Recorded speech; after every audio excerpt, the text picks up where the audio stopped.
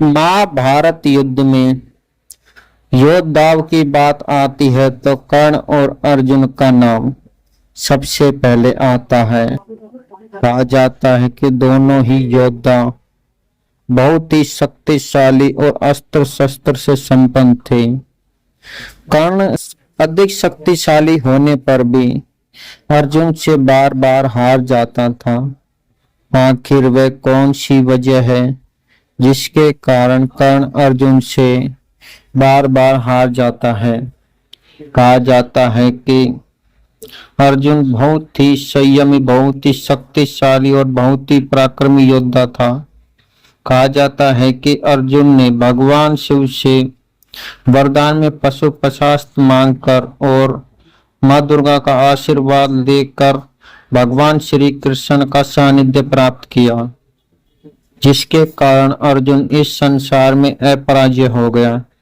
कहा जाता है कि जब से अर्जुन को भगवान श्री कृष्ण का सानिध्य प्राप्त हुआ, वे तीनों लोकों में अपराजय हो गया, जिसके कारण अर्जुन को परास्त करना संसार के किसी भी बड़े से बड़े योद्धा के लिए संभव नहीं था। कहा जाता है कि अर्जुन के पास वो समस्त अस्त्र शस्त्र थे जिनका ज्ञान शायद संसार में किसी भी योद्धा के पास नहीं था। कहा जाता है कि अर्जुन ने महाभारत युद्ध में सिर्फ अपनी 30% शक्ति का ही उपयोग किया। कहा जाता है कि अर्जुन के पास सबसे शक्तिशाली अस्त्र गांडीव धनुष था, जो अपनी शक्ति से यदि बाण छोड़ता तो वह गांडीव धनुष उस शक्ति को 100 गुना अधिक कर देता था। परंतु कर्ण अब हमेशा अपने साधारण धनुष से ही अर्जुन से युद्ध किया करता था, जिसके कारण उसको बार बार हार का सामना करना पड़ता था। अर्जुन कभी भी अपनी विजय धनुष का इस्तेमाल नहीं किया। कहा जाता है कि कर्ण ने सिर्फ अंतिम युद्ध में ही अपने विजय धनुष का आह्वान किया। कहा जाता है कि विजय धनुष पर यदि कोई बाण चलता तो वह सहस्त्र गुना अधिक शक्तिशाली हो जाता और गांडीव धनुष से भी अधिक शक्तिशाली था। कहा जाता है कि विजय धनुष जिस योद्धा के हाथ में रहता था उसको किसी भी युद्ध में परास्त करना संभव नहीं था। इसलिए भगवान श्री कृष्ण की आज्ञा से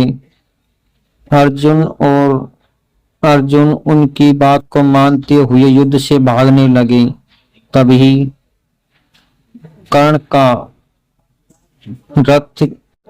कर्ण का रथ जमीन में घुस गया और उसका धनुष दूर गिर गया। कहा जाता है कि तभी श्री कृष्ण ने कहा कि हे अर्जुन, तुम अपना आंजलिक अस्त्र का प्रयोग कर इस कर्ण का वध कर दो। यदि इसके पास ये धनुष दोबारा आ गया तो शायद हम इस योद्धा को कभी भी परास्त नहीं कर पाएंगे। यह स्वर्णिम अवसर है कि तुम कर्ण को परास्त कर सकते हो। इतना कह के ही अर्जुन ने अपने आंजलिक अस्त्र का प्रयोग कर कर्ण को धराशायी कर दिया और उसका सिर धड़ से अलग कर दिया। कहा जाता है कि कर्ण इतना शक्तिशाली था कि यदि अर्जुन के साथ महाबली हनुमान और श्री कृष्ण नहीं होते तो वह अर्जुन को कब का ही परास्त कर चुका होता। परंतु अर्जुन भगवान श्री कृष्ण और महाबली हनुमान का साथ पाकर इतना अधिक शक्तिशाली हो गया कि सभी देवता मिलकर भी अर्जुन को परास्त नहीं कर सकते थे, तो कर्ण की ही क्या औकात थी। कहा जाता है कि अर्जुन ने भगवान श्री कृष्ण का सानिध्य अपने अच्छे कर्मों और अपनी तपस्या और अपनी सद्कर्मों से भगवान श्री कृष्ण का सानिध्य प्राप्त किया। कहा जाता है कि अर्जुन जितना संयमी था उतना संयमी शायद कोई नहीं था। कहा जाता है कि एक बार अर्जुन जब दिव्यास्त्रों की खोज में स्वर्ग लोग गए तो उर्वशी ने उनको मोहित करने की खूब कोशिश की, परंतु अर्जुन उनकी सुंदरता पर मोहित नहीं हुआ। यह बात जानकर जब इंद्रदेव को पता चले तो इंद्रदेव बहुत ही गर्वान्वित हुए और कहा कि हे अर्जुन, तुम्हारा जैसा योद्धा शायद संसार में कोई नहीं होगा, क्योंकि उर्वशु के मोह से तो ऋषि मुनि भी नहीं बच पाए। परंतु तुम्हें उसके रूप का तनिक भी विचार नहीं हुआ।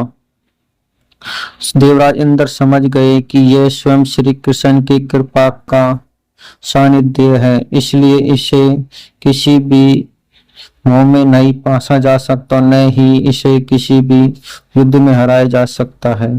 तभी देवराज इंद्र ने अपने समस्त अस्त्र शस्त्र अर्जुन को भेंट कर दिए और कहा कि इस अर्जुन के द्वारा ही संसार में अधर्मियों का नाश होगा और पुण्य धर्म की स्थापना होगी। तभी से अर्जुन अपराजय हो गया और श्री कृष्ण का साथ पाकर तो वैसे भी अर्जुन और अधिक शक्तिशाली हो गया। यही वह कारण था कि कर्ण अर्जुन से बार बार हार जाया करता था।